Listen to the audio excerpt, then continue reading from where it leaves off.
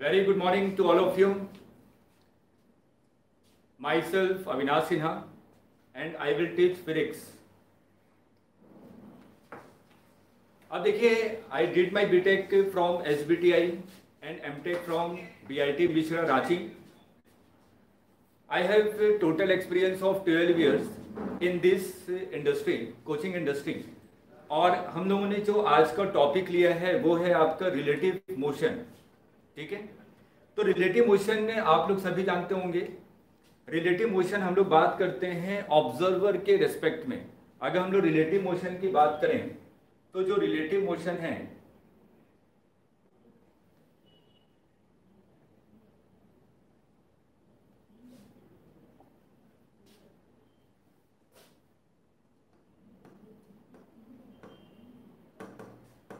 Relative motion, this is our topic relative motion. अब जो भी हमारा जितनी भी चीजें हैं, हम लोग हमेशा जो एस.सी. वर्मा साहब थे उन्होंने बहुत एक अच्छी सी चीज कही थी कि फिजिक्स कुछ नहीं है, ये सिंपल एक एनालिसिस है जो भी आसपास में चीजें हो रही हैं. अगर आपकी एनालिसिस बहुत स्ट्रांग है कि आसपास में चीजें क्या क्या हो रही हैं तो आपको फिजिक्स बहुत इंटरेस्टिंग सब्जेक्ट लगेगा और काफी सारी चीजें आपकी काफी हद तक फिजिक्स में कई सारे न्यूमेरिकल वगैरह जो होते हैं, आप लोग क्या कहते हैं चीज़ों को रटने की कोशिश करते हैं जहाँ पे चीज़ें समझ में नहीं आती. लेकिन फिजिक्स क्या है, सिंपल एक लॉजिकल वे में किसी भी पार्ट को एनालिसिस करने का एक जरिया है. ठीक है, तो अगर वैसे ही अगर हम लोग यहाँ पे जो हम लोगों ने स्टार्टिंग टॉपिक लिया है वो है आपका रिलेटिव मोशन. तो रिलेटिव मोशन में अगर हम लोग सबसे पहले अगर हम लोग बात करें तो हम लोग बात करते हैं रेफरेंस फ्रेम. रेफरेंस फ्रेम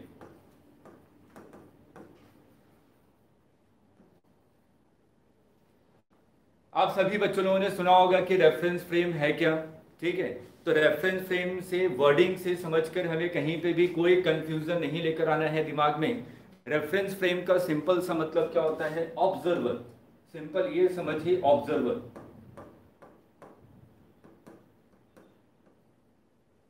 हम लोग कोई टेक्निकल वर्ड यूज नहीं कर रहे हैं, चीजों को बहुत आसान तरीके से समझने की कोशिश करेंगे कि अगर रेफरेंस फ्रेम कहा गया है इसका मतलब क्या है, हम लोग ऑब्जर्वर के बारे में बात कर रहे हैं. अगर मैं कोई भी चीज देख रहा हूं, मान लीजिए कि मैं एक ऑब्जर्वर हूं. ठीक है, मैं ग्राउंड पे खड़ा होकर किसी मूविंग कार को ऑब्जर्व कर रहा हूं. ठीक है, तो मैं जो ऑब्जर्वर जो चीजों की एनालिसिस कर रहा है वही क्या है, आपका रेफरेंस फ्रेम है. ठीक है बेटा, अब रेफरेंस फ्रेम का मतलब ऑब्जर्वर. तो हम लोग यहाँ पे दो फ्रेम ऑफ रेफरेंस के बारे में बात करते हैं, inertial frame and non inertial frame. Good afternoon जिज्ञासु, वेरी गुड आफ्टरनून. हम लोगों ने रेफरेंस फ्रेम के बारे में समझा कि रेफरेंस फ्रेम कोई चीज नहीं है, सिंपल क्या है, आपका ऑब्जर्वर है. ठीक, अब चीजें हमारी कैसी चेंज होती हैं एक रेफरेंस फ्रेम के रेस्पेक्ट में या दूसरे रेफरेंस फ्रेम के रेस्पेक्ट में. एक सिंपल सा हम लोग एग्जांपल लेते हैं चीज़ों को आसान तरीके से समझने के लिए. जैसे कि मैंने कहा कि मैं हाईवे के साइड में खड़ा हूँ.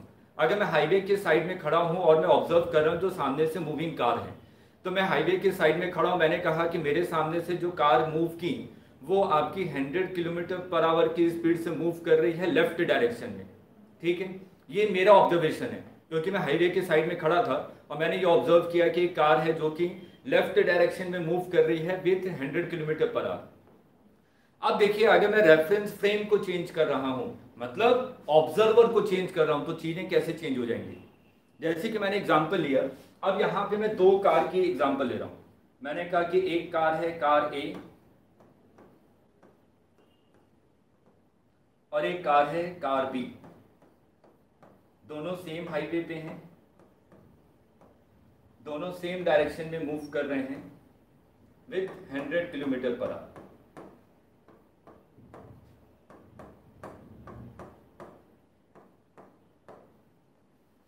Car A and car B both are moving in the same direction with 100 kilometre per hour. दोनों आपके सेम डायरेक्शन में मूव कर रहे हैं 100 किलोमीटर पर आवर. मैं हाईवे के साइड में खड़ा हूं और कार को देख रहा हूं. मैंने कहा कि जो कार ए है, कार्तिक वेरी गुड आफ्टरनून बेटा. मैंने कहा कि जो कार ए है वो मैं ऑब्जर्व कर रहा हूँ, मैंने कहा कि कार ए लेफ्ट डायरेक्शन में मूव कर रहा है विथ 100 किलोमीटर पर आवर। मैंने कहा कि जो कार बी है वो भी लेफ्ट डायरेक्शन में मूव कर रहा है विथ 100 किलोमीटर पर आवर। ये तो मेरा ऑब्जर्वेशन था। लेकिन अगर मैं यहाँ पे सिंपल कहूँ कि ऑब्जर्वर ए, ये एक ऑब्जर्वर है जो पहली वाली कार में जो ड्राइवर बैठा हुआ है, अब वो चीजों के एनालिसिस कर रहा है। ऑब्जर्वर को मैंने चेंज कर दिया, ऑब्जर्वर को चेंज कर दिया, इसका मतलब मैंने रेफरेंस फ्रेम को चेंज कर दिया। ठीक है, रेफरेंस फ्रेम से घबराइएगा मत। रेफरेंस फ्रेम का मतलब सिंपल मतलब क्या होता है, ऑब्जर्वर। अब मैं एनालिसिस कर रहा हूं with respect to A, with respect to A के रेस्पेक्ट में अब मैं एनालिसिस को स्टार्ट कर रहा हूं। ठीक, अब अगर मान लीजिए मैं ए कार में बैठा हुआ हूं, ए कार कितनी स्पीड से चल रही है, 100 किलोमीटर पर आवर। मैं इस डायरेक्शन में मूव कर रहा हूं विथ 100 किलोमीटर पर आवर। ठीक, जो बी कार है वो भी आपकी कितनी स्पीड से चल रही है, 100 किलोमीटर पर आवर। बी भी आपकी इसी डायरेक्शन में मूव कर रही है विथ 100 किलोमीटर पर आवर। लेकिन अगर ऑब्जर्वर ए से पूछा जाए कि ये बताइए कि आपके रेस्पेक्ट में जो बी कार है उसकी स्पीड कितनी है, मैं क्या देखूंगा, मैं बैठ गया कार में, अब मैं बी को देख रहा हूं। ठीक, दोनों की स्पीड सेम है और दोनों सेम डायरेक्शन में मूव कर रहे हैं, तो मेरे को क्या नजर आएगा, अगर ये ए है और ये बी है तो दोनों सेम डायरेक्शन में मूव करेंगे, दोनों सेम डायरेक्शन में मूव कर रहे हैं। तो मैं सिंपल, जो ऑब्जर्वर ए है वो क्या कहेगा कि जो बी की पोजीशन है, जो बी की पोजीशन है विथ रिस्पेक्ट टू ऑब्जर्वर ए, वो चेंज नहीं हो रहा। बेटा यहां तक क्लियर है ना। ए को क्या लगेगा कि बी मेरे साथ साथ चल रहा है, ए को क्या लगेगा कि बी मेरे साथ साथ चल रहा है। इसका मतलब बी की जो पोजीशन है, जो बी की पोजीशन है वो ए के रेस्पेक्ट में चेंज नहीं हो रही है। तो विथ रेस्पेक्ट टू ए, तो अगर मैं विथ रेस्पेक्ट टू ए के बारे में बात करूं कि ए को कैसा महसूस होगा, ए किस चीज को ऑब्जर्व करेगा, तो जब मैंने ए से पूछा भाई साहब आप ये बताइए कि बी कार की स्पीड कितनी है, ए का ड्राइवर क्या कहेगा, मेरे रेस्पेक्ट में तो बी हमेशा इसी पोजीशन पे है, मेरे को तो बी हमेशा इसी पोजीशन पे नजर आ रहा है, मेरे रेस्पेक्ट में बी की पोजीशन चेंज नहीं हो रही है। अगर मेरे रेस्पेक्ट में बी की पोजीशन नहीं चेंज हो रही है तो मेरे को क्या नजर आएगा बेटा कि बी क्या है, बी क्या है, रेस्ट पे है। यहां तक क्लियर है सभी को? Good afternoon to all of you. बेटा ये कॉन्सेप्ट क्लियर हो रहा है? कम से कम आप लोग यस और नो जवाब देंगे ना तो पढ़ाने का एक अलग ही मजा आता है। ठीक है, ऑनलाइन क्लास है लेकिन आप लोगों को चैटिंग में आप यस और नो सिंपल आंसर दे सकते हैं कि हाँ ये चीज आपको समझ में आई कि नहीं आई। ठीक, बिल्कुल डिजिटल प्लेटफॉर्म है, ये महसूस कीजिए कि आपके सामने कोई फैकल्टी और आप लोग लाइव क्लास ले रहे हैं। ठीक है, ओके, यस सर, क्लियर है। ठीक है, तो मैंने कहा कि with respect to A, B is at rest, B क्या है, रेस्ट पे है। ऐसा क्यों कहा? क्योंकि ए के रेस्पेक्ट में बी की पोजीशन चेंज नहीं हो रही है, ए भी इसी डायरेक्शन में चल रहा है, बी भी इसी डायरेक्शन में चल रहा है, दोनों की स्पीड सेम है। तो अगर मैं ए हूं तो मैं तो देखूंगा बी मेरे साथ है हमेशा, बी की पोजीशन चेंज हो ही नहीं रही है, मेरे रेस्पेक्ट में बी की पोजीशन नहीं चेंज हो रही है, इसलिए मैंने क्या कहा, मैंने कहा कि बी रेस्ट पे है। जो हाईवे के साइड में खड़ा था उसने क्या कहा, उसने कहा बी 100 किलोमीटर पर आवर की स्पीड से मूव कर रहा है। ठीक, तो ये बहुत इंपॉर्टेंट एक्सपेक्ट आपके सामने आया कि अगर मैं ऑब्जर्वर को चेंज करूं तो चीजें चेंज हो जाती हैं। ठीक है, अगर मैं हाईवे के साइड में खड़ा हूं तो मैं कहूंगा 100 किलोमीटर पर आवर की स्पीड से कार मूव कर रही है। अगर मैं ए कार में बैठा हूं तो मैं कहूंगा कि बी क्या है, रेस्ट पोजीशन पे है। ठीक है, बहुत अच्छा कॉन्सेप्ट है रिलेटिव मोशन का, और मैक्सिमम जगह स्टूडेंट कहीं ना कहीं कंफ्यूज होते हैं। इसलिए मैंने आज की लाइव क्लासेस में रिलेटिव मोशन एक ऐसा टॉपिक लिया जो कि हम लोग डेली लाइफ में चीजें देखते हैं और उसको बहुत अच्छे तरीके से यहाँ पे समझ सकते हैं। बेटा क्लियर है? चलिए अब हम लोग आगे चलते हैं। इसी कॉन्सेप्ट को थोड़ा सा और मैथमेटिकल टर्म में अगर हम लोग समझें, मैंने कहा कि velocity of A with respect to B, इसका मतलब क्या है, velocity of A with respect to B. मैं ए की एनालिसिस कर रहा हूं बी के रिस्पेक्ट में। बेटा मैं ए की एनालिसिस कर रहा हूं बी के रिस्पेक्ट में, इसका मतलब यहां पे ऑब्जर्वर कौन है, जल्दी से बताइए बेटा, ऑब्जर्वर कौन होगा? मैं ए की एनालिसिस कर रहा हूं बी के रेस्पेक्ट में, तो ऑब्जर्वर कौन होगा? बी। बी क्या हो गया? Observer with respect to B, मतलब कि मैं बी के रेस्पेक्ट में चीजों को देख रहा हूं, ठीक। तो ऑब्जर्वर क्या हो गया आपका? बी। बिल्कुल सही सात्विक, तो बी आपका ऑब्जर्वर है, ठीक है। चलिए, तो मैंने कहा कि बी आपका ऑब्जर्वर है और वो ए को देख रहा है, ठीक। अब सिंपल सा जो भी हमने एग्जांपल लिया था कि दो कार हैं ए और बी, दोनों आपके इस डायरेक्शन में मूव कर रहे हैं विथ 100 किलोमीटर पर आवर, और ये भी आपका इस डायरेक्शन में मूव कर रहा है विथ 100 किलोमीटर पर आवर, ठीक है। तो अगर मैं सिंपल आपसे लॉजिकली पूछूं, कोई मैथमेटिकल रिलेशन नहीं निकाला, मैंने कहा कि बी वाला ड्राइवर अगर ए को देखेगा तो वो क्या कहेगा कि ए मेरे रेस्पेक्ट में क्या है? रेस्ट पे है। ए मेरे रेस्पेक्ट में क्या है? रेस्ट पे है, ठीक है। यहां तक क्लियर है बेटा? बिल्कुल सही, बहुत अच्छे बेटा। तो अब इसकी थोड़ी सी मैथमेटिकल एनालिसिस कर लेते हैं। तो ये जो VAB है, VAB को मैं कैसे लिखूंगा? Velocity of A minus velocity of B. Velocity क्या? वेक्टर, इसलिए वेक्टर एडिशन करेंगे, ठीक। अब velocity of A 100, velocity of B 100, दोनों का डायरेक्शन भी सेम है, तो 100 माइनस 100 बेटा कितना आ जाएगा? 0।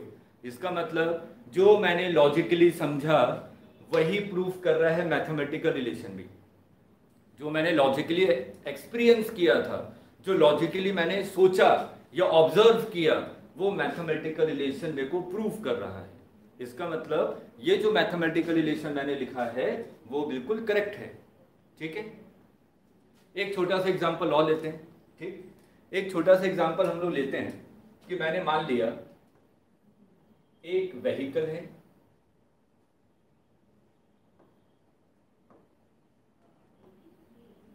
ये इस डायरेक्शन में मूव कर रहा है विथ 10 मीटर पर सेकेंड।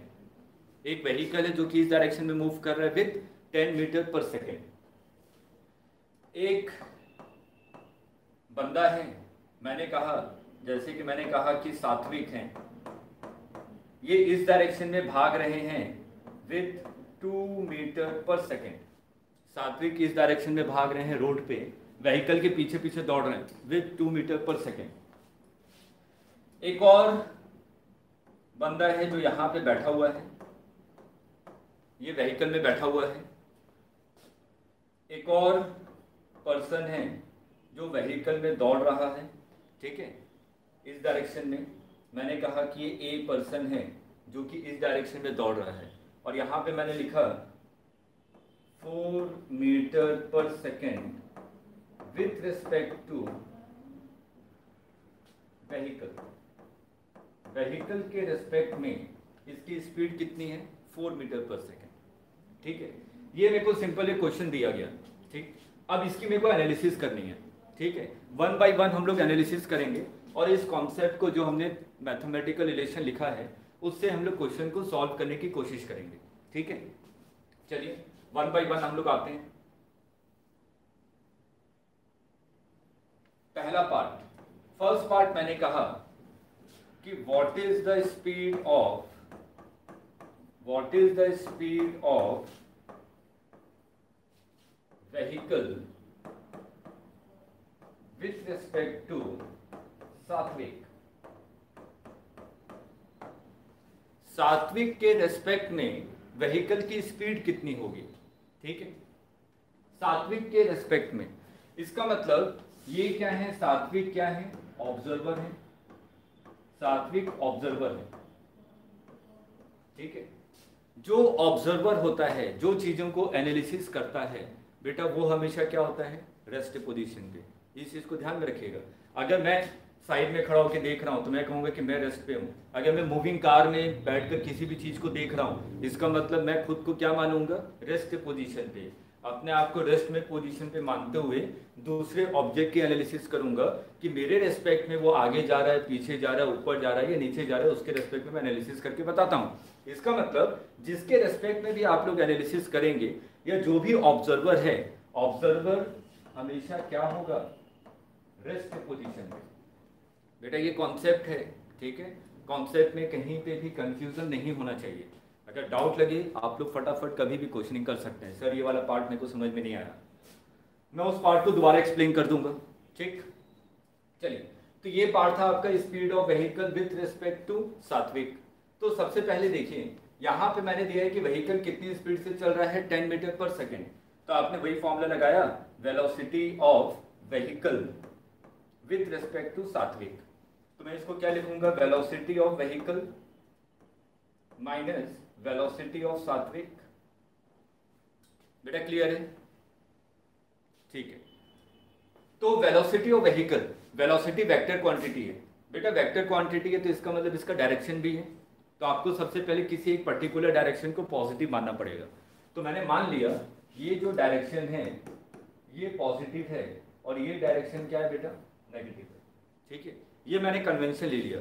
ये कन्वेंशन आप पे डिपेंड करता है, आप लोग लेफ्ट डायरेक्शन को भी पॉजिटिव मान सकते हैं और राइट डायरेक्शन को भी पॉजिटिव मान सकते हैं। ये सिर्फ और सिर्फ आप पे डिपेंड कर रहा है कि आपको किसको पॉजिटिव मानना है। तो मैंने यहाँ पे राइट डायरेक्शन को पॉजिटिव मान लिया और तो लेफ्ट डायरेक्शन बेटा आपका क्या हो जाएगा, negative.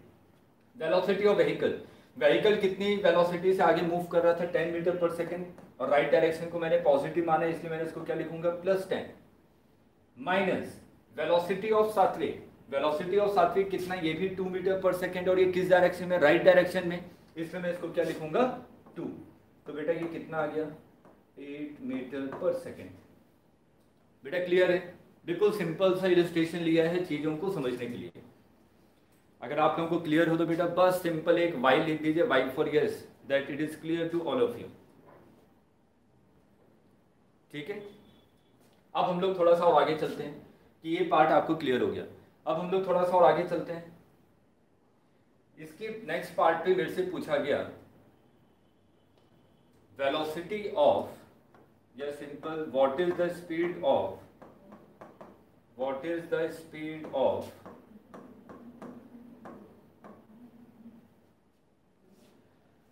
A with respect to सात्विक। सात्विक के रेस्पेक्ट में A की कितनी स्पीड है। ठीक है, अब देखिए A अभी आपको फिगर में मैंने दिया हुआ था कि जो A है, A आपकी 4 metre per second with respect to vehicle. ये बेटा क्वेश्चन में गिवन है कि speed of A with respect to vehicle is 4 metre per second. इसी को सबसे पहले मैंने लिखा, velocity of A with respect to vehicle is 4 metre per second. ये गिवन डेटा है। तो velocity of A with respect to vehicle, इसका मतलब क्या हुआ, velocity of A minus velocity of vehicle. Clear है यहाँ तक? ठीक, अब इसमें वैल्यू पुट करेंगे। यहां से velocity of A will be equal to 4 plus velocity of vehicle। Velocity of vehicle, velocity of vehicle कितनी है, 10 मीटर पर सेकेंड, और ये किस डायरेक्शन में, राइट डायरेक्शन में। राइट डायरेक्शन आपने क्या माना हुआ है, पॉजिटिव। तो ये कितना हो जाएगा, 4 प्लस 10, ये कितना हो गया, 14 मीटर पर सेकेंड। तो बेटा आपने ये क्या निकाला कि जो A की वेलोसिटी है वो बेटा कितनी है, 14 मीटर पर सेकेंड। इसका मतलब ये जो A की स्पीड आपने निकाली 14 मीटर पर सेकेंड, ये किसके रिस्पेक्ट में है बेटा, ये किसके रिस्पेक्ट में है, ग्राउंड के रिस्पेक्ट में। ठीक है, या आपने सिंपल निकाला कि velocity of A with respect to vehicle is 14 metre per second. आपसे क्वेश्चन में पूछा क्या गया है, आपसे क्वेश्चन में पूछा है कि what is the speed of A with respect to Satvik. मेरे को तो सात्विक के रिस्पेक्ट में निकालना है। तो सात्विक के रेस्पेक्ट में निकालने के लिए आपने लिखा velocity of A with respect to Satvik is equal to velocity of A minus velocity of Satvik. Velocity of A कितना आया, 14 मीटर पर सेकेंड, पॉजिटिव आ रहा है मतलब कि राइट डायरेक्शन में 14, माइनस वेलोसिटी ऑफ सात्विक। सात्विक की वेलोसिटी बेटा कितनी थी, देखिए क्वेश्चन में गिवन है, सात्विक कितनी स्पीड से दौड़ रहे थे, 2 मीटर पर सेकेंड, और किस डायरेक्शन में, राइट डायरेक्शन में। तो यहां पे हम लोग क्या लिखेंगे, 14 minus 2 is equal to 12 metre per second. बेटा ये क्लियर है सभी को?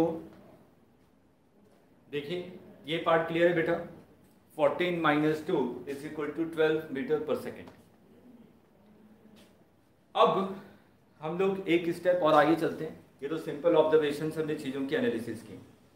अब जो मेन है आपका रिलेटिव मोशन में, which is most important concept of relative motion.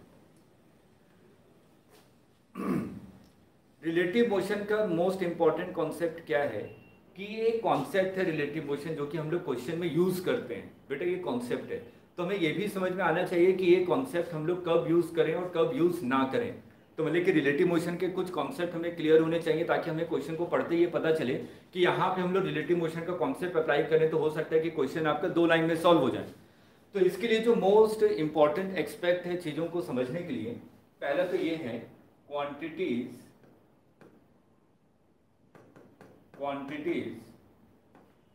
which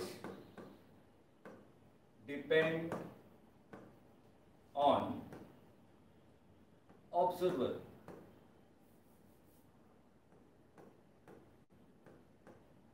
observer और रेफरेंस फ्रेम, ऐसी कौन कौन सी क्वांटिटी हैं जो कि रेफरेंस फ्रेम पे डिपेंड करती हैं। ठीक है, और एक और कॉलम बनाते हैं, quantities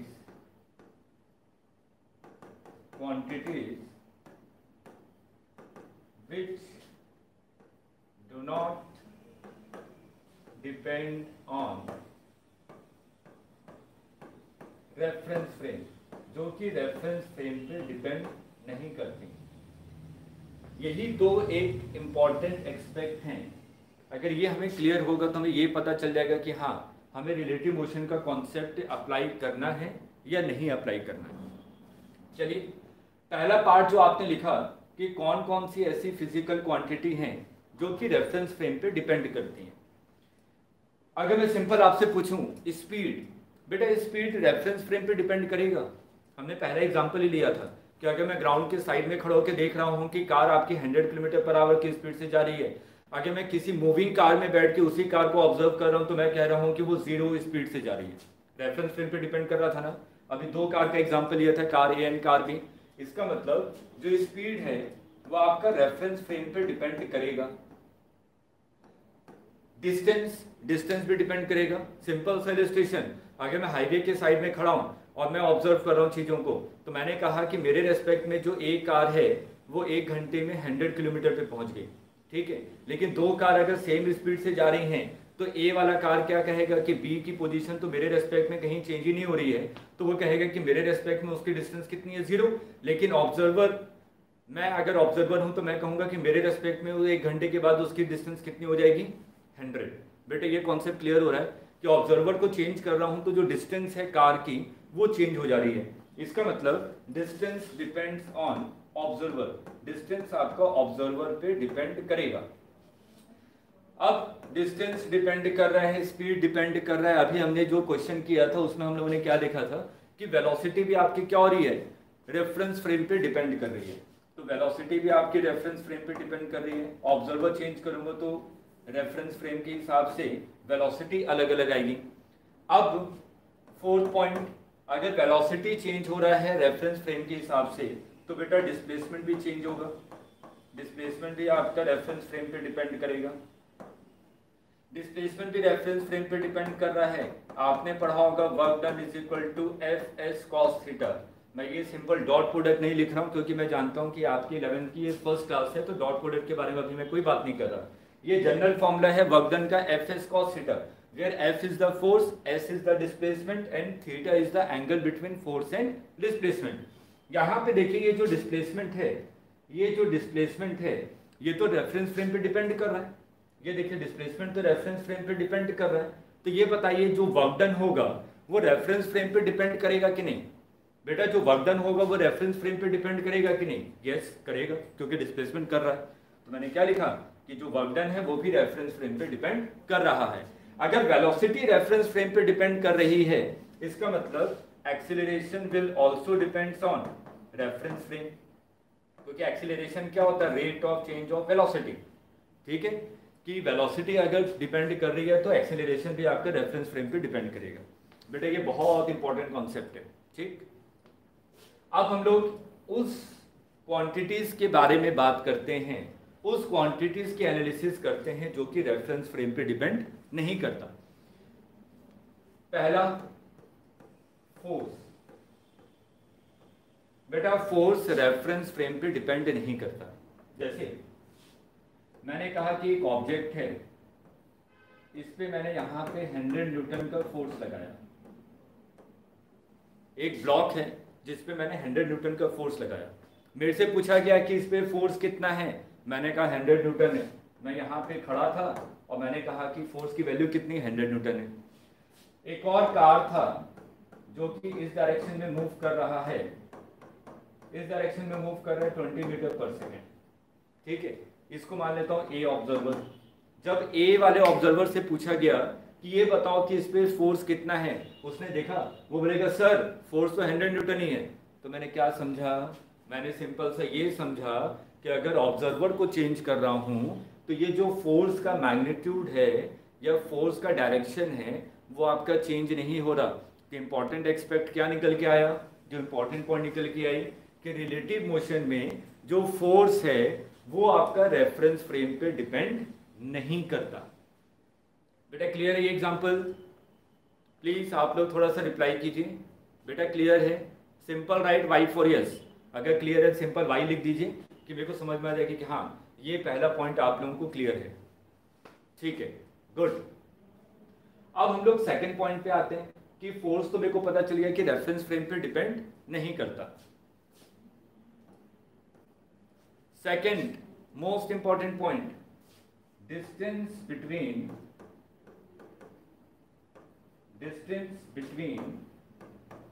टू पॉइंट्स। दो पॉइंट्स के बीच की डिस्टेंस आपकी रेफरेंस फ्रेम पे डिपेंड नहीं करती, मतलब ऑब्जर्वर पे डिपेंड नहीं करती है। एक सिंपल से एग्जांपल लेते हैं, आपको चीजें क्लियर हो जाएंगी। दो कार हैं, मैं सिंपल ऑब्जर्वेशन वाले एग्जांपल ले रहा हूं ताकि चीजें कॉन्सेप्ट क्लियर हो। उसके बाद हम लोग न्यूमेरिकल की प्रैक्टिस भी करेंगे, कुछ अच्छे न्यूमेरिकल भी लेंगे। दो कार हैं, दोनों सेम डायरेक्शन में मूव कर रहे हैं, दोनों सेम डायरेक्शन में बेटा मूव कर रहे हैं। ये आपकी 20 मीटर पर सेकंड से मूव कर रहा है और ये भी मान लीजिए 20 मीटर पर सेकंड से मूव कर रहा है, और इन दोनों के बीच की जो डिस्टेंस है वो मैंने कहा कि 20 मीटर है। जनरल ऑब्जर्वेशन डेली लाइफ में ये सब देखते हैं। तो एक बंदा है जो रोड के साइड में खड़ा है, एक बंदा है जो रोड के साइड में खड़ा है। जब इससे पूछा गया कि what is the distance between A and B, A car और बी कार के बीच में डिस्टेंस कितनी है, जब इससे पूछा गया कि what is the separation between two points A and B, तो उसने क्या कहा, वो तो सिंपल देखेगा, ए कार को बी कार को कहेगा सर इन दोनों के बीच की सेपरेशन कितनी है, 20 मीटर है। मैंने कहा बहुत अच्छे, ये पॉइंट तो क्लियर है। जब मेरे से पूछा गया, मैंने कहा कि ए वाले बंदे से पूछा, ए वाला जो कार ड्राइव कर रहा था, मैंने उससे पूछा भाई ये बताओ कि तुम्हारे बीच में और बी के बीच में कितनी सेपरेशन है, कि ए और बी के बीच की सेपरेशन कितनी है। तो ए वाला बंदा क्या कहेगा, मैं अगर कार को ड्राइव कर रहा हूं तो मैं तो सिंपल ये कहूंगा कि मेरे आगे जो कार है हम दोनों के बीच की सेपरेशन कितनी है, 20 मीटर। बेटा मैं तो यही कहूंगा ना कि ए और बी के बीच की सेपरेशन कितनी है, 20 मीटर। तो मैंने सिंपल क्या ऑब्जर्व किया कि अगर मैं ग्राउंड के साइड में खड़ा होकर बोल रहा हूं तो मैं कहूंगा कि इन दोनों पॉइंट के बीच की डिस्टेंस कितनी है, 20 मीटर। अगर मैं ए पे बैठा हुआ हूं, अगर मैं इस कार को ड्राइव कर रहा हूं, तब भी मैं क्या कहूंगा कि ए और बी के बीच की सेपरेशन कितनी है, 20 मीटर। बेटा क्लियर है? इसका मतलब distance between two points do not depend on reference frame, ये ऑब्जर्वर पे डिपेंड नहीं करता। आप कोई सा भी स्पीड ले लीजिए, मैं अगर किसी भी इंस्टेंट पे बात कर रहा हूं कि इस इंस्टेंट पे बताओ कि दो पॉइंट के बीच की डिस्टेंस कितनी है, तो वो डिस्टेंस कभी भी चेंज नहीं होगी चाहे कोई भी ऑब्जर्वर उसको देख रहा हो। बेटा क्लियर है? Please write Y for yes. फिर हम लोग थोड़ा सा आगे बढ़ेंगे। बेटा please write Y for yes. Okay clear है सात्विक? चलिए जिज्ञासु को भी क्लियर है। Third point, time.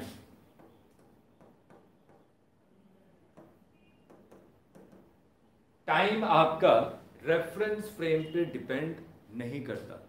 बेटा जो टाइम है वो रेफरेंस फ्रेम पे डिपेंड नहीं करता। कैसे? एक एग्जांपल लेते हैं, ठीक है? एक सिंपल से एग्जांपल में आपको चीज़ें क्लियर हो जाएंगी। मैंने कहा कि ट्रेन है, एक ट्रेन है जो कि इस डायरेक्शन में मूव कर रहा है 20 मीटर पर सेकेंड, ठीक? एक बंदा है जो रेलवे ट्रैक के इधर खड़ा है, इसको ए मान लेते हैं। एक बंदा है जो यहाँ पे बैठा हुआ है, ठीक, ये बी मान लेते हैं। एक और बंदा है सी, वो इस डायरेक्शन में भाग रहा है 5 मीटर पर सेकेंड, ठीक है? सिंपल। ट्रेन में आप जानते हैं ना, ट्रेन में बैठे होंगे, ट्रेन में मैं बैठा हुआ हूँ और एक बंदा है वो ट्रेन में दौड़ रहा है, वो दौड़ते हुए जा रहा है आगे की तरफ, ठीक है? अब चीज़ों को हम लोग ऑब्जर्व कर रहे हैं कि क्या क्या क्या चीज़ें जो मेरे को ऑब्जर्वेशन से नजर आएंगी। सी बंदा दौड़ते हुए यहां तक आ रहा है, वो इंजन की तरफ दौड़ रहा है, ठीक है? इंजन की तरफ दौड़ते हुए आगे निकल रहा है। जब ये बंदा यहां से दौड़ते हुए यहां तक आ रहा है तो मैंने बी से पूछा कि सी को यहां से यहां तक पहुंचने में कितना टाइम लगा। तो जो बी वाला बंदा होगा वो तो अपने स्टॉप वॉच में देखेगा सी वाला दौड़ते हुए जा रहा है, ठीक है? तो मैंने कहा कि सी को दौड़ते हुए यहां से यहां तक पहुंचा, तो बी ने क्या कहा? बी ने कहा सर इसको 5 मिनट का टाइम लगा, ठीक है? इस सी को यहां से यहां तक पहुंचने में कितना टाइम लगा? 5 मिनट का। और ये टाइम बेटा किसने बताया? ये बी ने बताया। बी ने क्या बताया कि सी को यहां से यहां तक पहुंचने में कितना टाइम लगेगा? 5 मिनट। ये इसने बताया 5 मिनट का टाइम लग रहा है। बहुत अच्छी, ये चीज तो मेरे को क्लियर हो गई। सिंपल ऑब्जर्वेशन है, ठीक?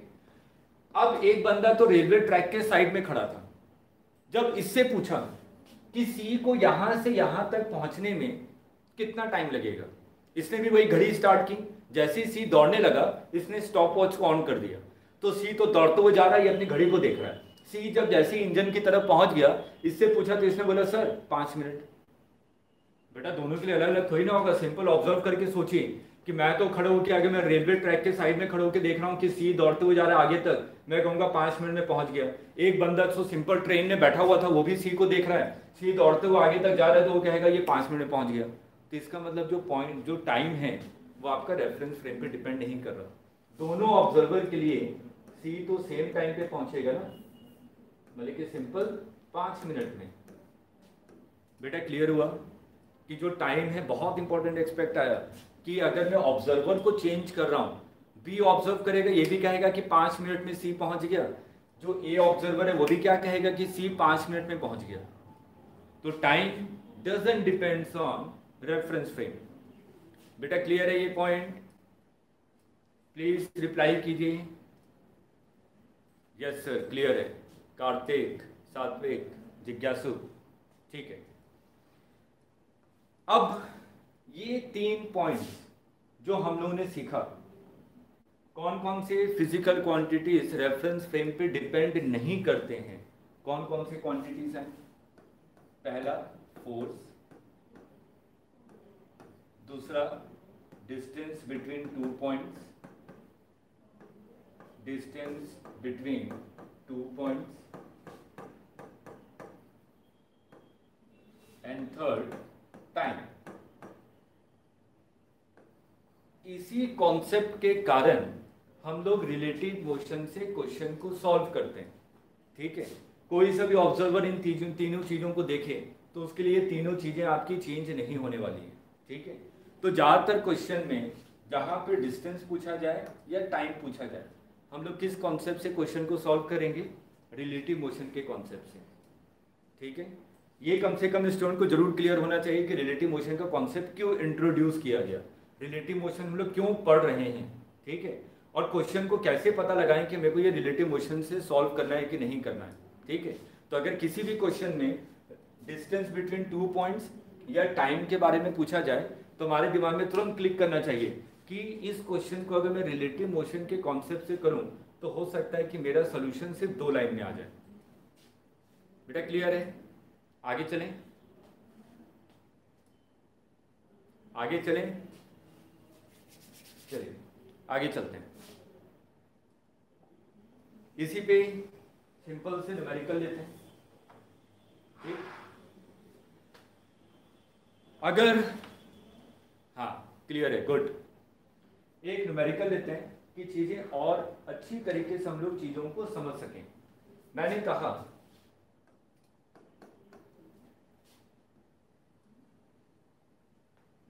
एक बंदा है और एक कार है। कॉन्सेप्ट को बेटा ध्यान से समझिएगा। कॉन्सेप्ट क्लियर हो गया तो आप लोग कोई से भी क्वेश्चन को सॉल्व कर सकते हैं, ठीक। मैंने कहा कि एक बॉय है और एक कार है, ठीक है। कार की इनिशियल स्पीड 0 है और एक्सीलरेशन 2 मीटर पर सेकंड स्क्वायर है। ये रेस्ट पोजीशन से स्टार्ट हो रहा है और इसका एक्सीलरेशन है 2 मीटर पर सेकंड स्क्वायर। हाईवे पे एक बंदा खड़ा था, ये दौड़ रहा है, ठीक। और इसकी स्पीड कितनी है? इसकी इनिशियल स्पीड है 10 मीटर पर सेकंड और इसका एक्सीलरेशन है 1 मीटर पर सेकंड स्क्वायर और इन दोनों के बीच की डिस्टेंस है 100 मीटर, ठीक है। अब मेरे से क्वेश्चन पूछा गया कि कितने टाइम के बाद, by how much time car overtakes boy, कितने टाइम के बाद कार बॉय को ओवरटेक कर लेगा, ठीक है। तो टाइम पूछा गया। जैसे टाइम आया तो मैंने सोचा कि अगर मैं इसको रिलेटिव मोशन से करूं तो हो सकता है कि आंसर मेरा तुरंत आ जाए, ठीक है, क्योंकि आपके दिमाग में तुरंत आना चाहिए। अभी मैंने बताया कि कौन कौन से पैरामीटर्स आपके रेफरेंस फ्रेम पे डिपेंड नहीं करते हैं। कौन कौन से पैरामीटर रेफरेंस फ्रेम पे डिपेंड नहीं करते हैं? Force, distance between 2 points and time. और क्वेश्चन में मेरे से क्या पूछा गया? हमें टाइम पता लगाना है व्हेन कार ओवरटेक बॉय, कितने टाइम पे कार बॉय को ओवरटेक कर लेगी। अब मैं इसको क्या करता हूं, रिलेटिव वेलोसिटी के कॉन्सेप्ट से सॉल्व करूंगा। कैसे? With respect to boy, boy के रेस्पेक्ट में हम लोग एनालिसिस कर रहे हैं बेटा, बॉय के रेस्पेक्ट में एनालिसिस कर रहे हैं। जिसके रेस्पेक्ट में एनालिसिस करते हैं वो आपका ऑब्जर्वर होता है। इसका मतलब ये जो बॉय है ये क्या हो गया? ऑब्जर्वर। ये ऑब्जर्वर हो गया। अगर ये ऑब्जर्वर हो गया तो ऑब्जर्वर अपने आप को हमेशा क्या मानता है? रेस्ट पोजीशन पे। जिसके रेस्पेक्ट में भी आप लोग एनालिसिस करेंगे वो आपका ऑब्जर्वर होगा और जो ऑब्जर्वर होगा वो क्या होगा? रेस्ट पोजीशन पे होगा। इसका मतलब ऑब्जर्वर क्या है? रेस्ट पोजीशन पे। क्लियर है यहां तक? चलिए, initial velocity of car with respect to boy, velocity of car minus velocity of boy. Velocity of car कितनी है बेटा? 0। वेलोसिटी ऑफ बॉय कितनी है? 10 मीटर पर सेकेंड। तो ये वैल्यू कितनी है आगे? -10 मीटर पर सेकेंड, ठीक है।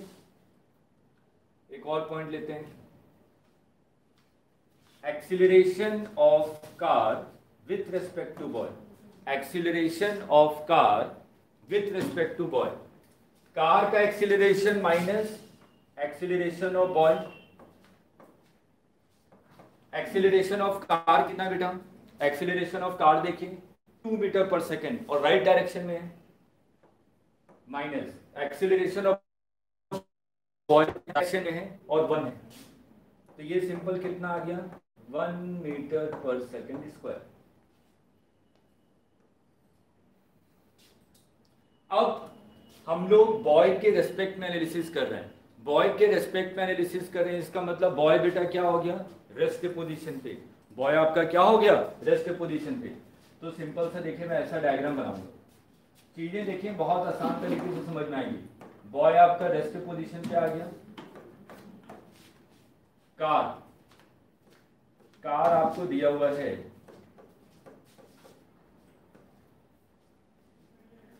वेलोसिटी, इनिशियल वेलोसिटी कितने? -10। माइनस का मतलब क्या हुआ बेटा? राइट और लेफ्ट? लेफ्ट, क्योंकि राइट डायरेक्शन को मैंने पॉजिटिव माना। मतलब कि कार की स्पीड इधर होगी 10 मीटर पर सेकेंड। एक्सीलरेशन कितना आया 1 metre per second square, plus में है इसका मतलब राइट डायरेक्शन में 1 मीटर पर सेकेंड स्क्वायर, और इन दोनों के बीच की इनिशियल सेपरेशन कितनी है 100 मीटर। बिल्कुल सही। अब यहां पे अगर आप लोग ध्यान से देखें, जो वेलोसिटी है वो लेफ्ट डायरेक्शन में है और एक्सीलरेशन आपका राइट डायरेक्शन में। तो एक्सीलरेशन का मतलब क्या होता है, force is equal to mass into acceleration. ठीक है, थोड़ा सा लॉजिकली इसको थोड़ा सा और एनालिसिस करते हैं। क्वेश्चन तो बस सॉल्व हो गया, 2 लाइन और करना है। मैंने कहा कि एक्सीलरेशन आपका राइट डायरेक्शन में है और वेलोसिटी लेफ्ट डायरेक्शन में, मतलब कि कार इस डायरेक्शन में मूव करने की कोशिश कर रही है लेफ्ट डायरेक्शन में, लेकिन मेरे ऊपर फोर्स कहाँ लग रहा है, पीछे की तरफ। देखिए एक्सीलरेशन अपोजिट है ना, एक्सीलरेशन अपोजिट है, इसका मतलब फोर्स कहाँ लग रहा है, पीछे की तरफ। मैं इस डायरेक्शन में मूव करना चाहता हूँ लेकिन कांस्टेंट फोर्स मेरे पीछे की तरफ लग रहा है, तो इसका मतलब फाइनली मैं मूव करते करते करते करते करते जीरो हो जाऊंगा, क्योंकि बेटा कांस्टेंट फोर्स लग रहा था ना अपोजिट डायरेक्शन में। और जैसे ही मेरी वेलोसिटी जीरो हो जाएगी तो मैं किस डायरेक्शन में मूव करने लगूंगा, इस डायरेक्शन में, क्योंकि इस डायरेक्शन में फोर्स लग रहा था। तो अगर मैं इसको जनरल ऑब्जर्व करूं तो मेरा जनरल ऑब्जर्वेशन क्या होगा कि कार इस डायरेक्शन में मूव करेगी, फाइनल वेलोसिटी जीरो होगा, उसके बाद ये यहां से यू टर्न लेके यहां जाएगी। बेटा ये क्लियर हुआ, इस पॉइंट पे आएगी, इसकी फाइनल वेलोसिटी जीरो होगी, उसके बाद यहां से टर्न लेके यहां चला जाएगा। तो इसने कार को ओवरटेक कर लिया। तो मैं यहाँ पे इधर बस सिंपल फॉर्मूला लगाना चाहता हूँ, तो मैंने क्या यूज किया, S is equal to u t plus half a t square. बेटा S का मतलब क्या है, डिस्प्लेसमेंट, दोनों के बीच में कितना डिस्प्लेसमेंट है, इनिशियल और फाइनल पोजीशन 10। सात्विक ने आंसर निकाल लिया है, ये कितना है आपका 100, इन दोनों के बीच की सेपरेशन 100 मीटर थी। यू टी, यू कितना दिया हुआ है -10, तो -10t प्लस हाफ, ए की वैल्यू कितनी है राइट डायरेक्शन में 1t स्क्वायर। तो इसको हम लोग 2 से मल्टीप्लाई कर दीजिए, 2 से मल्टीप्लाई करेंगे तो क्या आ जाएगा 200 is equal to -10t plus t square. तो ये हो जाएगा t square -10t minus 200 is equal to 0। तो यहाँ से मेरे को टाइम निकालना है, तो टाइम निकाल लीजिए कोऑर्डिनेट इक्वेशन का रूट्स।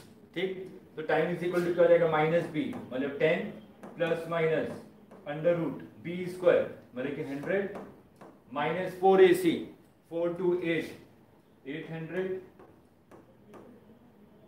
डिवाइडेड बाई 2a, यही आएगा। इसको सॉल्व करेंगे तो कितना आ जाएगा 10 अंडर रूट 900, अंडर रूट 900 का कितना आ जाएगा प्लस माइनस 30 डिवाइडेड बाई 2। एक सिली मिस्टेक हुआ है, ये 20 हो जाएगा, 20t 2 से मल्टीप्लाई किया ना,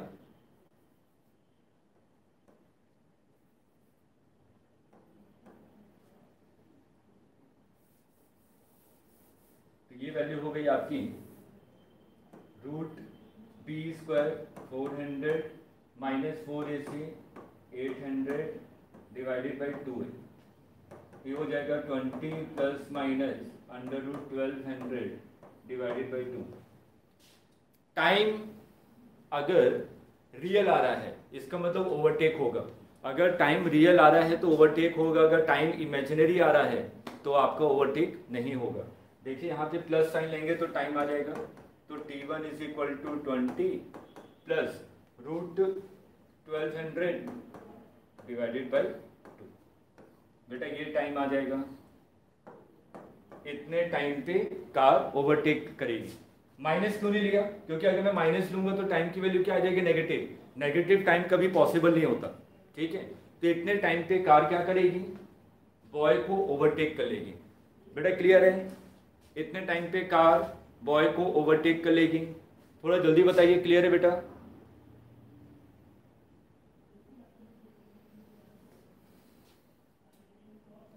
आप तो थोड़ा जल्दी रिप्लाई करेंगे तो हम लोग फटाफट आगे बढ़ सकते हैं।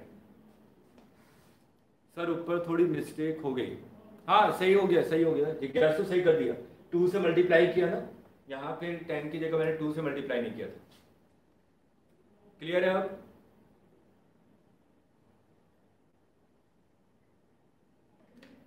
ठीक है, एक तो ये तरीका हो गया। हाँ बिल्कुल सही, बिल्कुल सही जिज्ञासु, इसको सॉल्व कर सकते हैं सब कुछ। अंडर रूट 1200 है तो इसको क्या लिखेंगे, 400 इंटू 3, 400 का बाहर कितना आ जाएगा, √20। तो ये वैल्यू आप लोग निकाल सकते हैं। ठीक, नेक्स्ट पे आते हैं बेटा। नेक्स्ट को अगर हम लोग देखें, एक अलग कॉन्सेप्ट कि मान लीजिए अगर आप कार को ड्राइव कर रहे हैं, ठीक है, लॉजिकली सोचिएगा, ठीक, लॉजिकली पहले सोचिएगा कि मैं कार को ड्राइव कर रहा हूं, ठीक है। अब मेरे सामने कोई दूसरी कार आ गई, ठीक, तो ऐसा तो नहीं है कि अगर मैं 100 किलोमीटर पर आवर की स्पीड से चल रहा हूं तो मैं 100 किलोमीटर पर आवर की स्पीड से चलता जाऊंगा। अगर मेरे सामने कोई बंदा आ जा रहा है या कोई कार आ रही है तो मेरे को ब्रेक अप्लाई करना पड़ेगा ना, यस और नो। ठीक, तो जो अलग टाइप का क्वेश्चन जो पूछा जाता है, इसमें कई सारे क्वेश्चन है, तो जो एक अलग टाइप का क्वेश्चन पूछा जाता है वो क्या पूछा जाता है कि minimum separation between two bodies. अगर क्वेश्चन में ऐसा कोई पॉइंट आ जाए कि मिनिमम सेपरेशन पूछा जा रहा है कि दो बॉडी के बीच में मिनिमम सेपरेशन कितनी होगी, तो हम लोग देखिए रिलेटिव मोशन से, उस कॉन्सेप्ट से इस क्वेश्चन को कैसे सॉल्व करेंगे। एक सिंपल सा क्वेश्चन ले रहा हूं चीजें क्लियर करने के लिए, इलस्ट्रेशन को ध्यान से समझिएगा।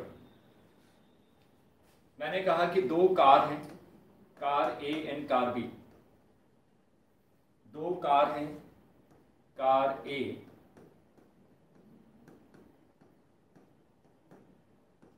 Car and B car.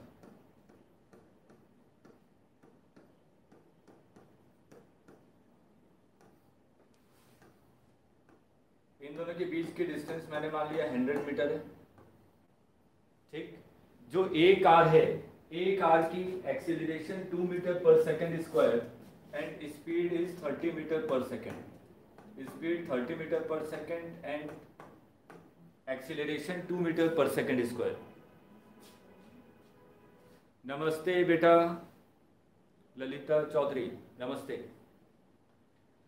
अब दूसरी जो कार है, इसका एक्सीलरेशन दिया हुआ है 4 मीटर पर सेकेंड स्क्वायर और जो इसकी स्पीड है वो दी हुई है 10 मीटर पर सेकेंड।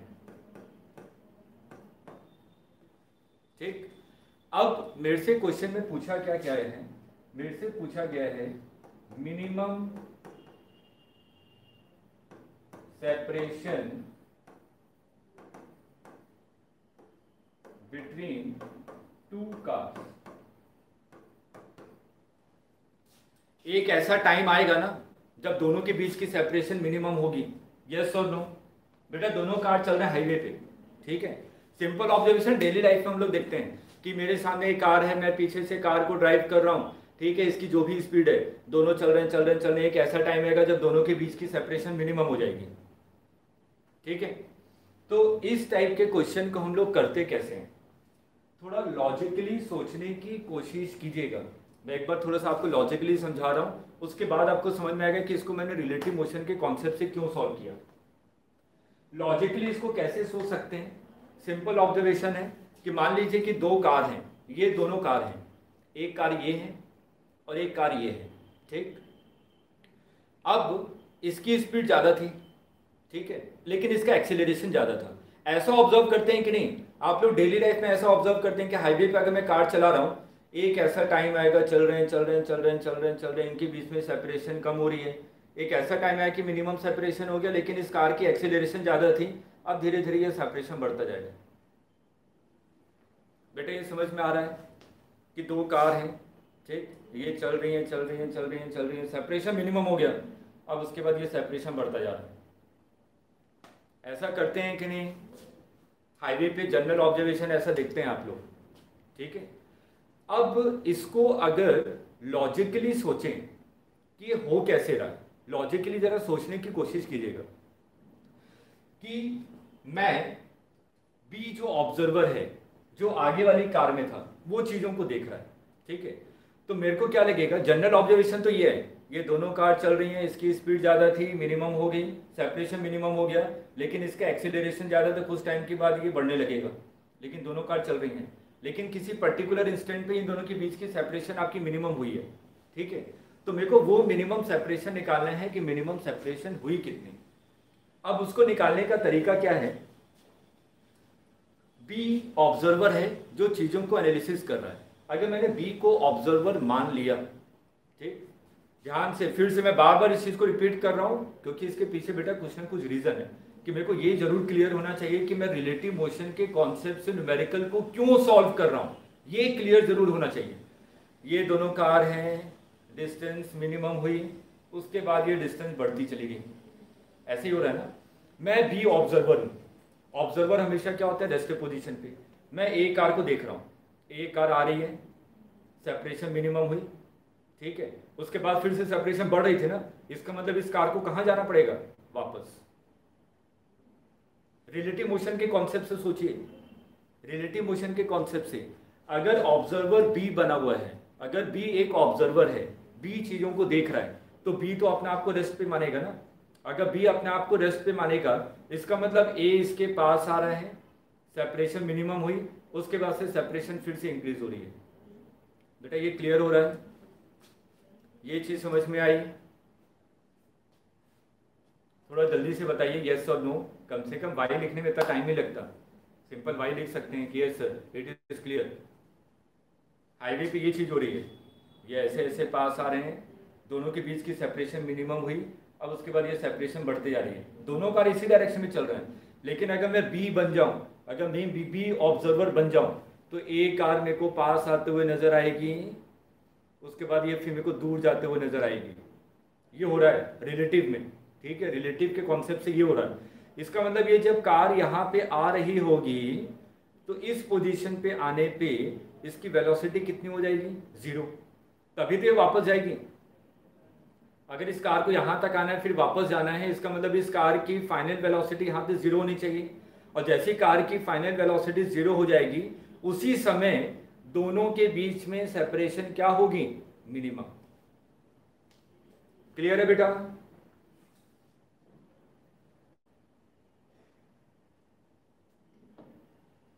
बेटा क्लियर है? प्लीज एक बार रिप्लाई कर दीजिए कि yes, is it clear to all of you. चलिए हम लोग लेते हैं कॉन्सेप्ट, हम लोग एनालिसिस कर रहे हैं with respect to B, B के रेस्पेक्ट में एनालिसिस कर रहे हैं। जिसके रेस्पेक्ट में एनालिसिस करते हैं वो आपका क्या होता है, रेस्ट पोजीशन पे। इसका मतलब ये जो बी कार है यह आपका रेस्ट पोजीशन पे आ जाए, रेस्ट पे बी। जिसके रेस्पेक्ट में एनालिसिस करते हैं वो आपका रेस्ट पोजीशन पे होता है, तो बी क्या है, आपका रेस्ट पोजीशन पे है। अब velocity of A with respect to B, u A minus u B. A की इनिशियल वेलोसिटी कितनी है, 30 metre per second, right direction में। सत्यम क्लियर है? Okay good. ए की वेलोसिटी है आपकी राइट डायरेक्शन में 30, minus u B, initial velocity of B कितनी है, 10 मीटर, ये भी राइट डायरेक्शन में। तो बेटा ये कितना आ गया, 20 मीटर पर सेकेंड। ये वैल्यू कितनी हो गई, 20 मीटर पर सेकेंड। अब हम लोग आगे चलते हैं। Acceleration of A with respect to B, acceleration of A minus acceleration of B. A का एक्सीलरेशन कितना है बेटा, ए का एक्सीलरेशन आपका 2 मीटर पर सेकेंड स्क्वायर है और राइट डायरेक्शन में है, इसलिए simple +2, minus acceleration of B कितना है, 4 मीटर पर सेकेंड स्क्वायर, इसका डायरेक्शन भी क्या, राइट, इसलिए 4। तो ये वैल्यू कितनी आ जाएगी, -2 मीटर पर सेकेंड स्क्वायर।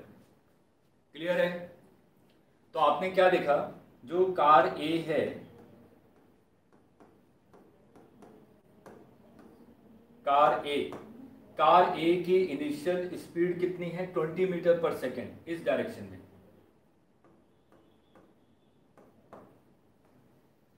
और इसका एक्सीलरेशन क्या, -2, मतलब कि पीछे की तरफ। अब यहां पे देखिए, इसकी वेलोसिटी राइट डायरेक्शन में है और एक्सीलरेशन लेफ्ट डायरेक्शन में है, इसका मतलब इसकी फाइनल वेलोसिटी कहीं ना कहीं जाकर 0 होगी। बेटा बताइए क्या मैं सही कह रहा हूं? क्योंकि एक्सीलरेशन और वेलोसिटी अगर एक दूसरे के अपोजिट डायरेक्शन में है तो इसका मतलब पार्टिकल की फाइनल वेलोसिटी 0 होगी पक्का कहीं ना कहीं। तो मैंने मान लिया कि ये कार इस डायरेक्शन में जा रहा है और यहां पे जाने पे इसकी वेलोसिटी कितनी हो गई? 0 हो गई। ठीक है, तो मैं ये डिस्टेंस निकालना चाहता हूं कि ये डिस्टेंस कितनी है। इस कार की वेलोसिटी 0 कब होगी? With respect to B. तो मैंने क्या लिखा? v square minus you square is equal to 2as। अच्छा, जिज्ञासु को बिल्कुल सही आ रहा है। मोहम्मद अमन अंसारी, यस सर। v कितना है? 0। u कितना है बेटा? u देखिए 20 metre per second, that means 400। a की वैल्यू कितनी है? -2, तो -4s। तो ये माइनस माइनस कैंसिल हो गया, s की वैल्यू कितनी आ गई? 100 मीटर। तो b के रेस्पेक्ट में a की स्पीड 0 होगी तो वो कितनी डिस्टेंस कवर कर चुका होगा? 100 मीटर। ये कितनी डिस्टेंस कवर कर चुका है? 100 मीटर। ठीक है, इनिशियल सेपरेशन कितना था? a और b के बीच में इनिशियल सेपरेशन कितना था? 100 ना। a और b के बीच में इनिशियल सेपरेशन 100 था। जब a की speed with respect to b 0 हुई तो a ने कितनी डिस्टेंस कवर की? 100। अब बताइए, अब इन दोनों के बीच में सेपरेशन कितना हुआ? 100 माइनस 100, 0। बेटा ये समझ में आ रहा है? अब फाइनल सेपरेशन कितना हुआ दोनों के बीच में? फाइनल सेपरेशन ये डिस्टेंस कितनी होगी? 100 माइनस 100, मतलब कि ये आपका सिंपल पहुंच चुका होगा। a और b दोनों पैरेलल आ चुके होंगे। तो मैंने कहा final separation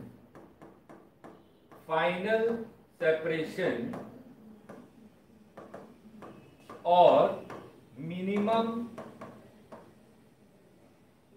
distance between A and B is 100 minus 100 is equal to 0 metre. बेटा ये समझ में आया कि A और B दोनों पैरेलली आ जाएंगी।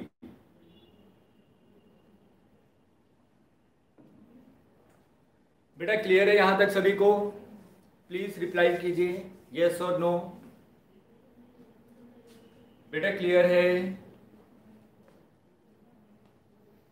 बेटा आप लोगों को रिप्लाई थोड़ा जल्दी करना पड़ेगा। तो आज के दिन जो आज की क्लास थी, हमने रिलेटिव मोशन के बेसिक पार्ट को स्टार्ट किया कि रिलेटिव मोशन है क्या। रिलेटिव मोशन कुछ नहीं है कि हर एक ऑब्जर्वर के रेस्पेक्ट में एनालिसिस करनी है।